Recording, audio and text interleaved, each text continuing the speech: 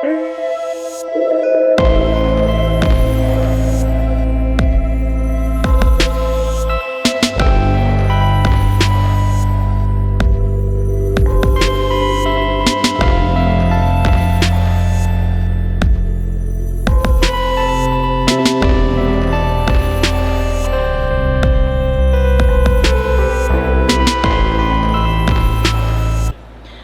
tout le monde, Micro Malaika H et Bichra TV Amérique du Nord se trouve à la table fleurie d'Algérie, bien sûr qui se trouve à Montréal, pas en Algérie. Vous voyez ce beau décor. On se retrouve là pour une émission très spéciale, très spécifique. J'ai l'immense plaisir de recevoir aujourd'hui l'association Aide Anonyme Maillon Solidaire. C'est une association à but non lucratif, c'est une association à vocation socio-humanitaire. Alors il y a avec moi Madame Nouria Qassed qui est la présidente et Yasmina Belash, la secrétaire générale de cette association. Ils sont venus avec nous aujourd'hui, moi et Bichra TV, pour prendre le petit déjeuner du bon matin. Imaginez, samedi matin à 9h du matin à la table fleurie, on prend ce bon thé, un thé algérien. Moi si je dirais un thé algérien. J'ai l'immense plaisir de recevoir Madame Nouria. Bonjour. Bonjour. Bienvenue. Merci beaucoup. Merci d'être venu, vous et Yasmina Belash. Bonjour. Vous êtes venu de bon matin à 9h. Vous a réveillé le samedi après toute une semaine de travail. On est pas mal habitué de se lever tôt, donc c'est correct. Autour d'un bon thé. On est à la table fleurie. On dirait qu'on est en Algérie, Nouria, non? Oui. Ah, C'est Yasmina? très agréable, vraiment. Oui, oui, oui. Vraiment, c'est un beau décor. Oui, c'est ça. Moi, c'est la première fois que je monte ici. Je trouve ça très beau. Mais c'est beau, et c'est bien décoré. Et c'est chaleureux. C'est chaleureux, ça nous fait voyager. À travers tout le pays de l'Algérie. Exactement. Voilà. Alors, Madame Nouria Qassed, en tant que présidente de l'association Maillon Solidaire, comme je disais tout à l'heure, c'est une association à but non lucratif, c'est une association à vocation socio-humanitaire. Avant de parler de cette association, j'aimerais bien savoir comment tu as eu l'idée de créer cette association. Alors, je vous remercie, Hanan, justement, de l'invitation en mon nom et au nom de l'association d'Aide Anonyme de Maillon Solidaire pour cette invitation dans cet endroit vraiment chaleureux. Effectivement, l'association elle a été créée, si je peux le dire, avec toute modestie, par moi et mon conjoint. Et ça, c'est suite à un historique. On était déjà des bénévoles dans le Croissant Rouge algérien avant qu'on arrive ici au Canada. Et mon mari, il était l'un des précurseurs de la soupe populaire en Algérie, ce qu'on appelle Maïdat Ramadan. Et moi, je m'occupais des familles nécessiteuses pour tout ce qui est les denrées alimentaires, vestimentaires et médicamenteuses. Pendant que j'étais étudiante aussi à ce temps-là, je n'avais pas encore fini mes études. Et ça faisait partie de notre quotidien. C'est sûr, avec le temps, on s'est mariés, on a des enfants, on a eu des enfants. Et avec toute la prise en charge familiale, on est venu ici aussi, donc il y a eu une certaine coupure. On faisait plus qu'on faisait avant parce qu'on était dans un autre environnement complètement différent. Mais ce que je peux dire, c'est que c'est resté en dedans de nous. Et ce besoin de faire du bénévolat, de faire du bien autour de nous, ce n'était plus comme un effort. C'est comme quelque chose qui était inné en nous. C'est en nous.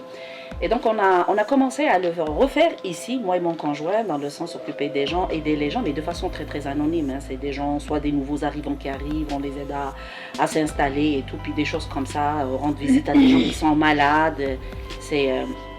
Puis maintenant que les enfants ont grandi, et ce besoin, plus que les enfants ont grandi, le besoin grandit avec ça aussi. Pourquoi je dis le besoin grandit avec la poussée de nos enfants? C'est parce qu'on se dit, on a connu autre chose et on veut transmettre ce savoir-faire et cette façon d'aider son prochain, on veut le transmettre à nos enfants parce qu'en fait, on est très convaincus que c'est le meilleur héritage qu'on peut leur laisser. Et de là, on a pensé, moi et le conjoint, à monter une association. Et on a vu aussi qu'il y a du monde autour de nous qui sont mus par les mêmes valeurs que nous. On a des amis autour de nous qui sont très... au contraire, ils nous ont vraiment épatés par leur façon de faire, leur disponibilité, leur façon d'aider les gens, puis aussi d'aider les gens dans l'anonymat total. Ça, c'est la chose qui est venue nous chercher le plus. Donc on s'est dit, pourquoi ne pas s'organiser en association dans ces conditions-là? Et de pouvoir reproduire ce qu'on faisait dans notre pays, qui est, même si on était en Algérie, mais on était aussi dans notre pays, ici au Québec, au Canada. Alors c'est comme ça que l'idée est venue et puis on a commencé petit à petit, on a contacté le monde autour de nous, ça n'a pas été du tout difficile. Les gens ont répondu oui d'une façon très spontanée et bon, on a monté l'association, mais comme je vous dis avant ça, on a quand même fait pas mal de choses entre nous. Et là présentement, depuis officiellement, l'association elle existe depuis octobre 2017, n'est-ce pas Nesmina? Oui, absolument. Puis officieusement, bien avant. Donc, je ne sais pas, ça répond un petit peu à ta... Définitivement. Puis je voulais juste rajouter un petit point, Nouria, c'est qu'avant de mettre en place l'association, donc avant de l'inscrire officiellement, on s'est rencontrés plusieurs fois, hein, il faut le dire. Ça a pris des mois juste de discuter du créneau, d'encadrer l'action de l'association, donc de définir quel va être son rôle. Il y a eu un travail colossal qui a été fait, plusieurs rencontres, plusieurs discussions, justement avec Nouria, avec son conjoint, puis les personnes qui étaient très intéressées à monter avec nous cette association. Donc, en fait, je vais compléter quelque chose par rapport à ce que tu dis, Yasmina. Pourquoi ça a été lent pour monter l'association par rapport à ses valeurs, sa mission et tout? Parce qu'au fait, les gens qu'on a contactés autour de nous, ben, ces gens, eux aussi, ils voulaient laisser un héritage à leurs enfants. Donc, on voulait s'assurer par les assises, par la fondation de l'association, quelque chose qui dure, qui va durer dans le temps pour nos enfants aussi. Donc, on est toujours dans une optique, à court terme, oui, on fait des choses, mais à long terme, on a une optique à long terme quand même à transmettre ça à nos enfants et ils sont avec nous tout le temps, nos enfants, de toutes les façons. C'est pour ça qu'on a justement évolué jeune au niveau de l'association, on va en parler plus en détail tout à l'heure. Yasmina, vous êtes plusieurs membres dans cette association. Quel est le rôle de chaque membre? Pour toute association, bien sûr, nous avons un conseil d'administration qui est composé de Madame Nouria Kassel, qui est la présidente de l'association. Nous avons aussi un vice-président qui est Monsieur Rachid Kahil. Moi-même, j'occupe le poste de secrétaire général donc, au sein du conseil d'administration de l'association. Puis aussi, nous avons un trésorier qui est M. Yassine Silhadi. Aussi, nous avons 3 conseillers qui sont en fait des conseillers permanents qui travaillent avec nous dans le cadre de l'organisation de l'association et qui participent à la plupart de nos conseils d'administration. Et sont M. Mourad Ouchia, M. Nassim Benchir et aussi M. Wali Faudel. C'est ça. Je voudrais aussi parler, c'est-à-dire qu'en plus du conseil d'administration, nous avons plusieurs bénévoles qui œuvrent avec nous, certains depuis le début, depuis la création de l'association, puis d'autres qui se sont joints à l'association au fur et à mesure. Aussi, nous avons plusieurs membres, donc ce n'est pas forcément des membres mais bénévoles, mais ce sont des membres qui se sont inscrits et qui sont membres de l'association, mais qui participent soit avec des cotisations ou qui participent aux activités, mais qui ne sont pas forcément bénévoles. Voilà. Yasmina, ces membres, en dehors de cette association, ils ont des fonctions, ils ont des formations académiques, comme vous et Nouria. Pouvez nous en parler, s'il vous plaît? Effectivement, on retrouve plusieurs profils au niveau de l'association. Donc, on a des gens qui sont spécialisés dans le génie informatique, par exemple, des gens qui sont dans le domaine médical, dans le domaine de la communication. Personnellement, je suis ingénieure en informatique, donc je suis dans le génie informatique. Puis actuellement, je travaille comme gestionnaire dans le secteur public. Puis je vais laisser Nouria parler un petit peu de son parcours académique. Moi, j'ai fait des études en biologie marine. Je suis ingénieure en halieutique, c'est les techniques de pêche, c'est l'océanographie, c'est l'ISMA, l'Institut des sciences de la mer, aménagement de littoral, pour ceux qui l'ont connu en Algérie. Et ici, je me suis recyclée dans un autre domaine qui est le domaine médical. Donc, je suis infirmière clinicienne et j'ai un baccalauréat en sciences infirmières. Nouria, l'association, elle a à peine un an. Moi, je l'ai appelé un bébé, un nouveau-né qui a commencé à grandir. Alors, durant toute cette année, vous avez fait 700 heures de bénévolat. Vous avez fait des visites, vous avez fait des rencontres. Est-ce que vous pouvez nous en parler, s'il vous plaît? Effectivement, on a à notre actif 700 heures de bénévolat. Et c'est majoritairement de l'accompagnement auprès des personnes qui sont malades. Donc on a plusieurs cas, puis chaque cas est différent. On a des cas des gens qui sont atteints par des maladies graves, et cette maladie grave qui évolue dans le temps. Ça peut être rapide, comme ça peut être la personne, elle guérit. Mais la plupart des cas qu'on a eu, c'est de l'accompagnement qui a duré plusieurs mois, pour ne pas dire 1 an, 2 même. Il y en a même qui ça a été 2 ans et demi.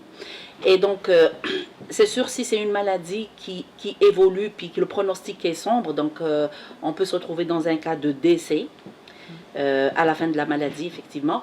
Et là, l'accompagnement est très intense. Je ne parle pas plus précisément au niveau du décès, parce que le décès lui-même, ce n'est pas ça qui va nous prendre plus de temps, ou ce n'est pas ça qui demande le plus de présence. C'est plus tout le vécu de la personne avant. Comment elle a vécu son deuil, comment elle a vécu sa maladie. C'est au moment où elle a eu le diagnostic, qui était avec elle, comment elle a pris ça.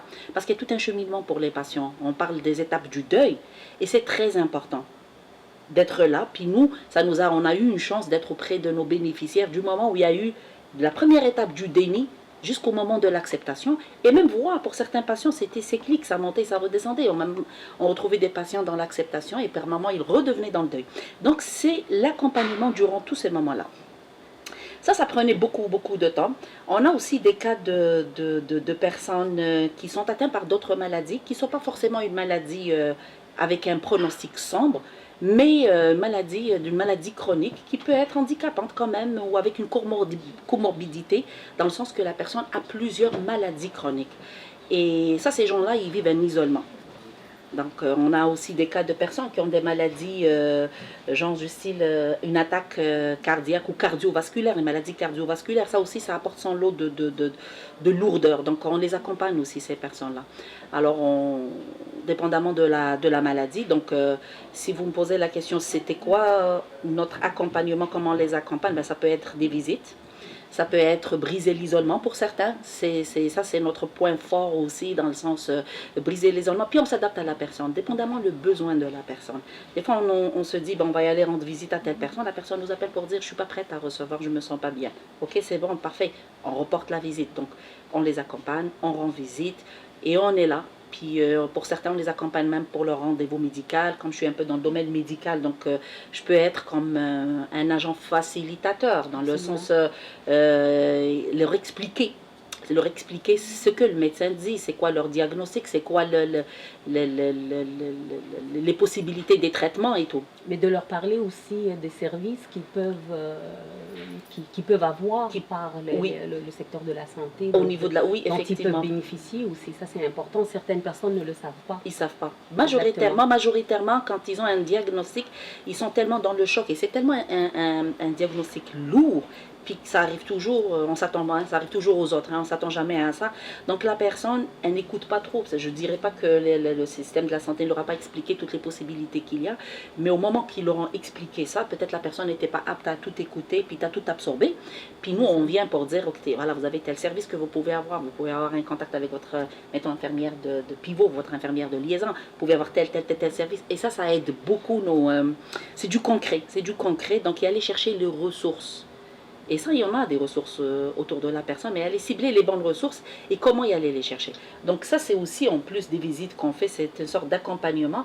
Et là, nos bénéficiaires, ils demandent après nous parce qu'il y a une certaine forme d'efficacité. Parce que quand on a une maladie grave, on veut combattre cette maladie. Ça nous prend des moyens. Et ça, je pense qu'on répond quand même assez bien à ce volet-là. Comme je vous ai dit, ça peut être aussi une maladie chronique. Ça peut être aussi des gens un événement heureux. Quand bien même un événement heureux, ça a été difficile à une personne de vivre l'événement heureux parce qu'elle se retrouve mettant une émigration. Elle se trouve dans un milieu ou un environnement complètement différent de son environnement habituel et elle a de la difficulté à vivre ce moment heureux. Et donc on est là pour participer aussi avec eux, puis de lui permettre de vivre ce moment heureux, même si on ne fait pas partie de leur famille, mais on est là. Donc, je ne sais pas si tu veux compléter, Yasmina. En fait, moi, la chose que je voulais rajouter, Nouria, c'est par rapport, effectivement, lorsque le cas finit par un décès, ce qui arrive souvent, c'est qu'on fait beaucoup d'accompagnement par rapport aux personnes qui étaient proches de la personne décédée, mais aussi ce qui nous ramène à parler un petit peu du volet des orphelins, Nouria. En fait, avant qu'il y ait le décès, justement, on se donne comme mission de tisser un lien très proche avec l'aidant naturel. Parce que c'est lui qui va rester après le décès. Et ces gens-là aussi, ils ont besoin de l'accompagnement parce que ces gens-là, ils sont à risque aussi de développer une maladie chronique.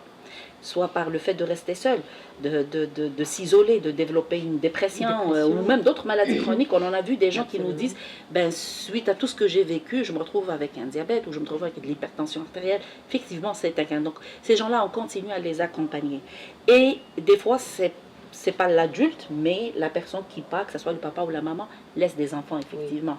Et ça, c'est un côté... C'est là où je voulais vous interrompre, Yasmina et Nouria, parce que c'est difficile, un enfant, même que ce soit un enfant de 10 ans, de 5 ans, même 18 ans, 20 ans, c'est un enfant. Il perd un être cher, une maman, un papa. Quel est votre rôle ici? Ben, nous, on va pas se... C'est sûr qu'on est des professionnels, puis on s'entend qu'on a des limites aussi. Hein. Par moment, s'il faudrait référer l'enfant ou le parent à un spécialiste, on ne va pas hésiter à le faire, parce qu'on ne prétend pas qu'on a le savoir complet. Là. Donc, on ne peut pas prendre le risque. Là.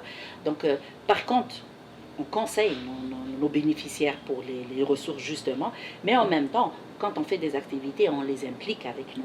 Ces gens-là, ils vont rester. Ça dépend de l'âge. On a des jeunes qui ont fini par devenir des bénévoles dans le comité des jeunes avec nous. Donc ça, c'est extraordinaire parce qu'ils ont vu l'efficacité de notre accompagnement, puis par la suite, ils agissent comme des bénévoles. Puis, donc ça dépend des cas, mais on reste en contact. Et puis chez un événement, ils sont toujours les bienvenus à les contacter. Il y a ça effectivement, mais souvent quand les jeunes, quand c'est des jeunes qui perdent un parent, souvent ce qu'on va faire, c'est qu'on va demander à nos jeunes bénévoles qui sont dans notre association de les accompagner, de les aider. Vu qu'ils ont le même âge, etc., ils peuvent s'entendre mieux. Donc, ils s'organisent, ils sortent ensemble, ils les rencontrent. Donc, ça aide aussi les jeunes ou les enfants à passer au travers de leur deuil. Après ces visites-là, et vous rentrez à la maison, quel est votre sentiment? En fait, moi, personnellement, je dors, je tombe KO, je dors, puis je dors très bien parce que dans le sens... Il y a deux sortes de fatigue. Hein. Il y a la fatigue physique et il y a la fatigue morale, mentale. C'est une peut-être fatigue physique parce que la journée est longue. Hein. On travaille aussi en parallèle. On travaille majoritairement tout le monde à temps complet. Donc c'est après nos heures de travail. Mais sincèrement, c'est une belle fatigue. Je pourrais vous dire c'est une belle fatigue parce qu'on se dit on a fait quelque chose de bien. Puis ça a bien été. Un sentiment de devoir accompli, mais c'est sûr que c'est toujours difficile parce que souvent on n'intervient pas dans la joie, on s'entend. C'est sûr que ça vient nous chercher, nous affecter un petit peu. On essaye de faire la part des choses, mais on ne peut pas ne pas ressentir de la peine aussi pour ces gens-là. Et en même temps, on se dit, on est très conscient qu'on va agir sur là où on peut avoir le contrôle. Mais là où on ne peut pas avoir le contrôle, on est très conscient qu'il ne faudrait pas que ça arrive à nous atteindre, nous, personnellement, parce que si c'est comme ça, donc on ne pourra pas fonctionner, on va faire quelques cas, puis on va s'arrêter. Comme tu dis souvent, être dans l'empathie et non pas dans la sympathie, effectivement. Et ça, c'est la clé. C'est la clé de la réussite dans notre domaine à nous. Tant qu'on est dans le mode d'empathie, ça aide beaucoup pour nous, qu'on se protège à travers tout ça, effectivement, parce que c'est beaucoup d'émotions et c'est très lourd. Puis c'est des gens qui ont notre âge aussi, qui laissent leurs enfants, puis on se dit que c'est terrible. C'est terrible. Hier, il était tout à fait normal, puis aujourd'hui, il vient d'avoir un diagnostic, et puis la personne, le comble de tout, c'est que la personne est en forme, elle ne ressent rien, elle n'a pas de symptômes pour la majorité qu'on a eu. Donc, et c'est ça qu'on trouve, c'est très, très pénible et c'est très dommage. Mais d'un autre côté, on se dit, on est en mode empathie, on est là, on va les aider et on va faire en sorte de donner le meilleur de nous-mêmes. Et c'est comme ça, et je pense que l'autre le ressent. Même l'autre ne pense pas vraiment, ne s'attend pas à ce qu'on agit de façon miraculeuse. Juste être là, une présence authentique et vraie, ça aide beaucoup. Ça aide beaucoup et ça passe bien. Yasmina, comment vous êtes organisée dans cette association? Au fait, l'association est organisée en comité. On a quatre comités importants. Le premier comité qui est le comité d'adhésion. En fait, quand une personne veut devenir membre de l'association, donc elle passe par le site, donc elle s'inscrit, puis on a un comité d'adhésion, donc des personnes qui vont contacter ces gens-là pour adhérer. Donc déjà prendre un premier contact, discuter avec eux, leur expliquer tout le processus pour l'adhésion, puis ensuite leur poser la question, est-ce que vous voulez juste être membre ou vous voulez être aussi bénévole? Alors pour les personnes qui veulent être bénévoles, donc là on leur pose la question, il y a comme un formulaire qui doit être rempli, quel genre de bénévolat vous voulez faire, parce qu'on s'entend que les gens ne veulent pas tous faire le même type de bénévolat. Certains sont prêts à aller rencontrer des gens qui sont mourants, qui sont malades. D'autres vont préférer plus être dans le volet jeune, etc. Donc une fois que ça s'est fait, donc une fois que la personne est acceptée comme bénévole, il y a un processus de vérification des antécédents, merci. C'est de vérification des antécédents de la personne. Donc c'est une enquête policière. Donc ça c'est extrêmement important pour nous parce qu'on veut s'assurer que les personnes qu'on envoie chez nos bénéficiaires, donc nos bénévoles, soient quand même répondent minimalement à l'enquête de sécurité.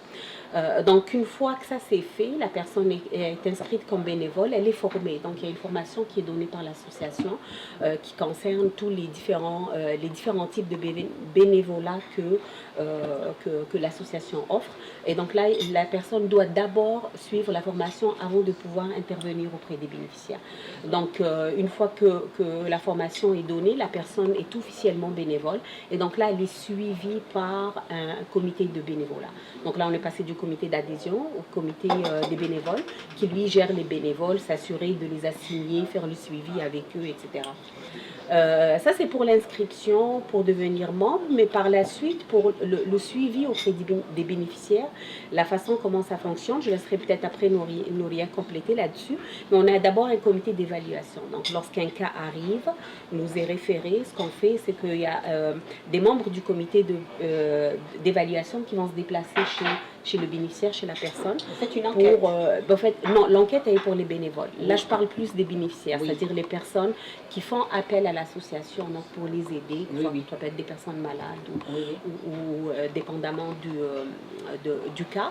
Au fait, on a un comité d'évaluation, donc principalement c'est Nouria qui est responsable de ce comité-là. Puis les gens de ce comité se déplacent chez la personne pour faire l'évaluation du cas, pour savoir si cette personne-là qui a besoin d'aide, elle a besoin de quoi exactement, c'est quel type d'intervention qu'on devrait faire.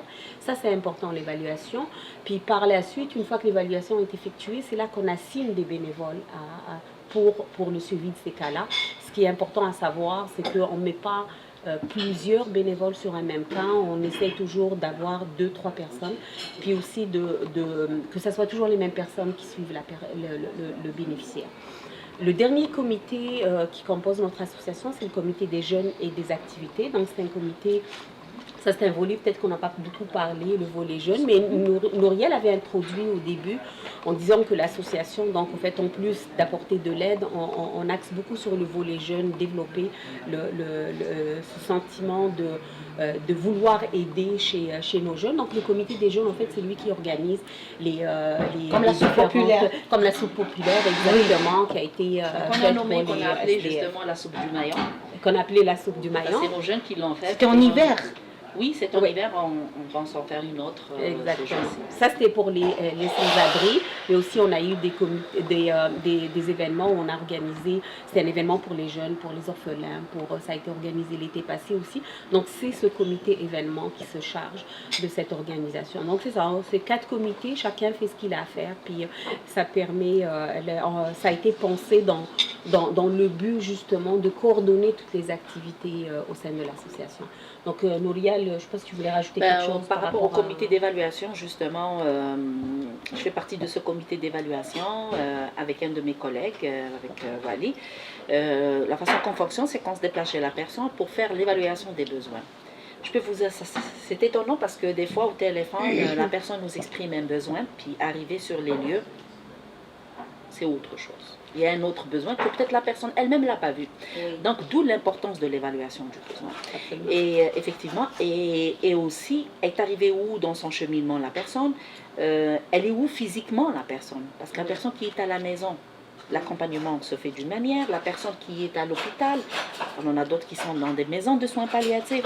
Donc, tout est différent. Donc, on adapte nos interventions selon justement l'environnement physique où se trouve la personne et selon les réels besoins. Et très souvent, c'est plus que 2 ou 3 besoins qui immergent suite à cette rencontre-là. Donc, à partir de ce moment-là, je reviens au conseil d'administration pour exposer le cas. Et là, on va décider c'est quel bénévole mettre dans le dossier. C'est sûr que nos bénévoles, c'est un peu difficile, c'est un domaine difficile. Hein. On avait dit tout à l'heure, c'est pas un domaine où il y a de la joie, où il y a de la gaieté forcément. On la crée, cette gaieté, on la crée. Oui. Dans le sens, quand on est avec nos bénéficiaires, on essaye toujours d'y aller. L'humour, hein, l'humour peut aider énormément. Donc, on sait, ils savent très bien qu'est-ce qu'ils ont, ils savent très bien leur pronostic. Donc, on n'a pas besoin de le dire. Par contre, peut-on passer un moment de détente avec nos bénéficiaires, de les faire oublier un petit peu. Donc, alors, on a pensé vraiment à monter une formation, justement. C'est une sorte de boîte à outils à donner à nos bénévoles pour les aider et leur donner le soutien pour pouvoir accompagner les gens dans le deuil ou dans la maladie. Et la formation, ça a déjà été donné. C'est moi qui donne la formation. J'ai formé les membres du conseil d'administration et les conseillers de la formation. Notre prochaine formation va se donner le 10 mars. La semaine prochaine, oui. La semaine prochaine, on va former nos bénévoles. C'est sûr qu'on cible les gens qui sont prêts à aller intervenir auprès des gens qui sont malades, parce qu'il y en a d'autres qui disent, ben, moi, ça va être un support peut-être monétaire. Chacun ou un support, je pourrais peut-être, je ne sais pas moi, faire la popote pour la personne qui est malade, la cuisine. Mais donc chacun sait quoi, où est-ce qu'il peut être utile, et toute personne est capable d'être utile, vraiment, de répondre à un besoin spécifique. Alors la formation, elle permet vraiment d'accompagner la personne et de se protéger à travers cet accompagnement. Comme je vous ai dit, c'est de développer certaines habilités. L'habilité d'être vraiment en mode d'empathie et pas en mode de sympathie. Parce que si c'est comme je me répète peut-être, mais si on est en mode de sympathie, à un moment donné, on va perdre nos bénévoles. Parce qu'ils sont trop peinés, trop chagrinés par ce qu'ils voient. Donc, tranquillement, je pense que quand même, il y en a certains qui commencent à avoir les reins, comme on dit, les reins solides. Sur le terrain, et tranquillement on pense. En fait, nos objectifs, oui, comme tout à l'heure j'avais dit qu'on a des objectifs à long terme, mais aussi à court terme, on y va tranquillement. Oui. Hein, c'est un terrain quand même glissant. On apprend à chaque jour un petit peu. On consolide nos attentes. Voilà. On va y aller tranquillement, on va essayer d'accompagner nos membres.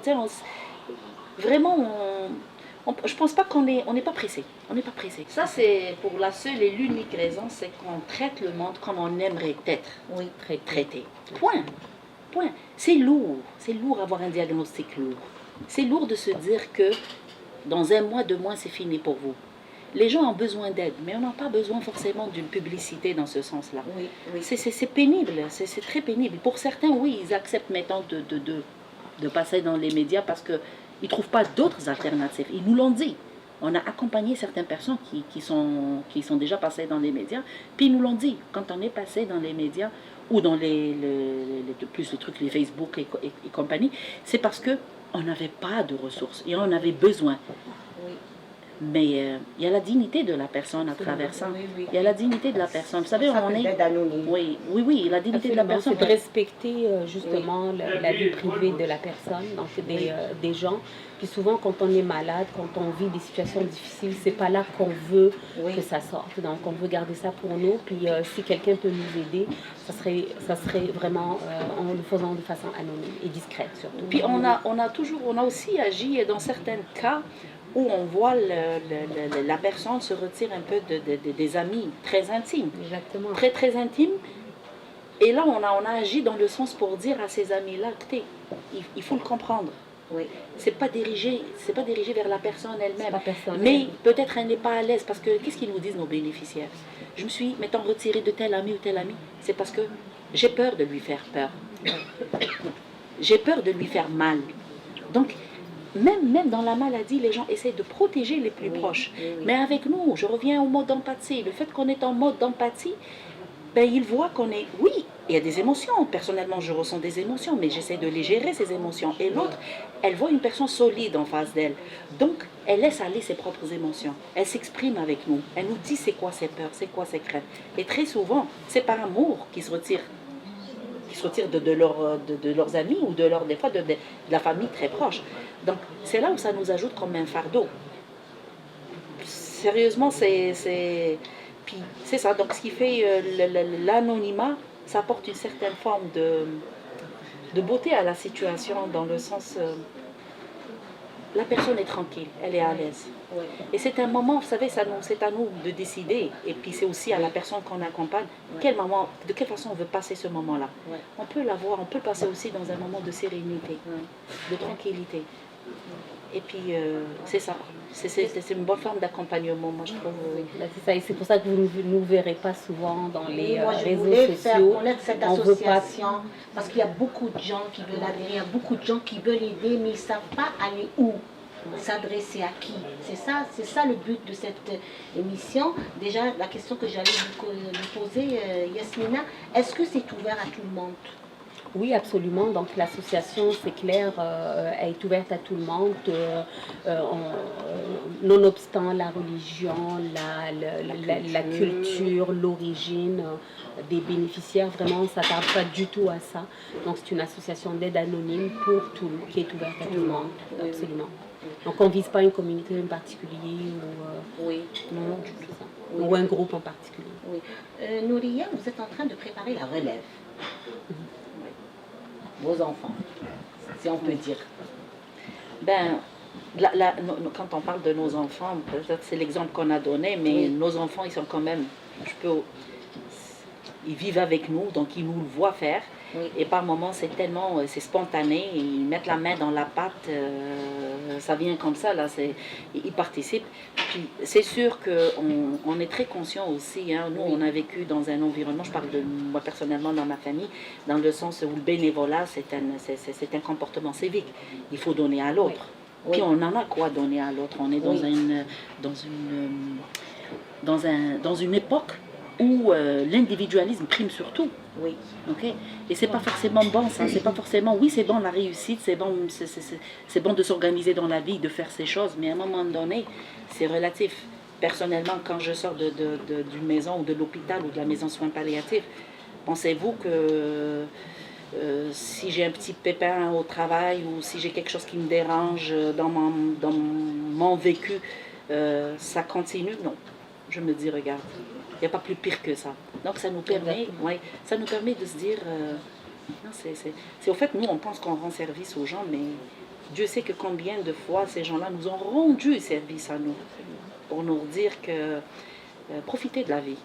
Profiter de la vie. Puis il y a toujours un moyen de donner et nos jeunes, effectivement, on veut vraiment qu'ils continuent à le faire, puis plus tard prendre l'association, pourquoi pas en charge. Puis c'est la relève de demain, c'est des citoyens de la nation, qu'on veuille ou non. Donc on a aussi, en tant que parents, cette responsabilité d'éduquer nos enfants dans ce sens-là, de les rendre un petit peu sensibles à travers ce qui se passe tout autour d'eux.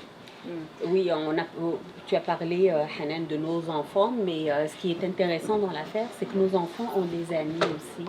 Oui. Et nos jeunes bénévoles vont être les amis de nos enfants avec qui ils ont discuté, puis qui ont participé à certaines de nos activités. Puis c'est ça le but, c'est vraiment d'avoir un maximum de jeunes dans l'association, qui, comme disait Nouria, au fur et à mesure vont pouvoir prendre le flambeau. On essaie de leur donner aussi de plus en plus de responsabilités dans l'organisation des événements et tout ça, ça permet de les initier. Donc au fond, au lieu qu'on fasse tout puis que eux participent seulement, ben ils apportent aussi, ils font beaucoup d'initiatives puis ils contribuent beaucoup dans la préparation surtout des activités, puis même dans rendre des visites. C'est ça que j'allais dire. Nous, quand on a des cas de, tout à l'heure quand on parlait des cas de maladie, des fois c'est les enfants qui sont malades. Imaginez un parent qui accompagne un enfant malade.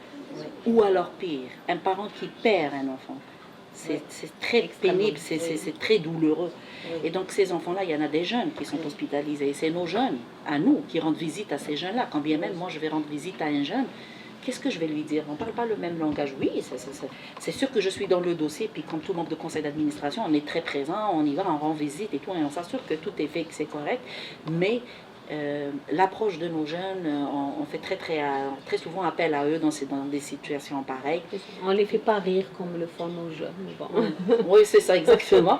Mais ils s'impliquent, ils rendent visite à nous.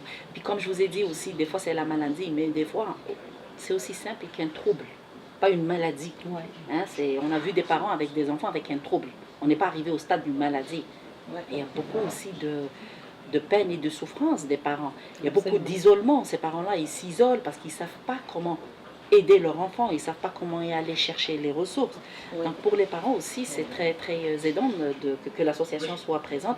Et puis justement, quand on a parlé tout à l'heure de l'anonymat, puis d'un petit peu c'est contradictoire, on parle de l'anonymat, puis on est ici, on parle de l'association. Mais au fait, l'anonymat, c'est par rapport à nos cas.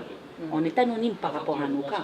Puis aujourd'hui, on est ici avec vous, justement, on parle de l'association. C'est pour donner une chance aussi aux autres personnes qui sont dans le besoin et qui veulent et qui pensent qu'on peut les aider.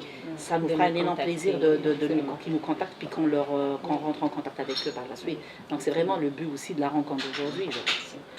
Je remercie l'association Aide Anonyme Maillon Solidaire d'avoir accepté notre invitation. Moi, Micro Malaika H et de la TV Amérique du Nord. Ça a été vraiment une agréable émission avec de belles dames comme vous, très engagées. Vraiment, j'étais impressionnée. Je vous remercie.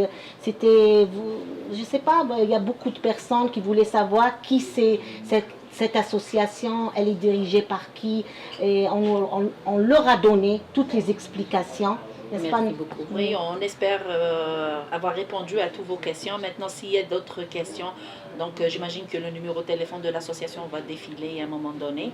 Donc, ils peuvent nous contacter à tout moment. On est très disponible. Et puis, je vous dis, quand je dis à tout moment, c'est s'il y a un besoin urgent, ça peut être même dans des heures pas conventionnelles, comme on dit. Puis moi aussi, à mon tour, en tant que présidente de l'association d'aide anonyme, le Maillon Solidaire, je vous remercie, Hanan, de l'invitation. Je remercie aussi la TV pour l'excellent travail qu'il fait. Puis c'est ça, je ne sais pas ce que tu veux dire. Exactement. Non, c'est ça. Ben, merci beaucoup. Puis aussi pour l'excellent travail que vous faites pour toute la communauté, pour toutes les associations. C'est vraiment, on vous suit aussi sur le Facebook. Puis vraiment, merci pour le travail que vous faites aussi. Merci. Et ça a été agréable de prendre un petit déjeuner avec vous un samedi matin. Je pense on le refait. Très bon le thé. Il est très bon, oui. Alors, on vous dit merci. Je vous remercie, moi, au micro Malaika H et de la TV Amérique du Nord. Et au plaisir.